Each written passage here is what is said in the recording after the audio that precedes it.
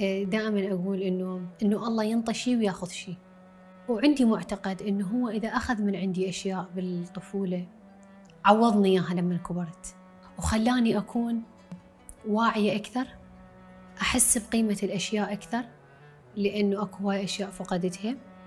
ورزقك خلص، يعني كنت قبل أقول أكو أشياء هي ما عندي إياها، الله ما رازقني بيها، بس لما كبرت هسه عرفت إنه هو شقد عوضني، يعني عوض الله شقد كبير. أي إنسان يصير وياه أي شيء بأي فترة من حياته، أي فترة من مراحل حياته أو من عمره، حتى لو شغلة حيل بسيطة، الله راح يعوضه بشيء يصدمه. يعني يقول معقولة، يعني عوض الله كبير، معقولة لهالدرجة؟ يعني أوكي زين، أنا مرات أقول يا ربي بس أخذت من عندي وما عشت مرتاحة لفترة طويلة، بس أنت تعوضني هواية، فأني أشكرك.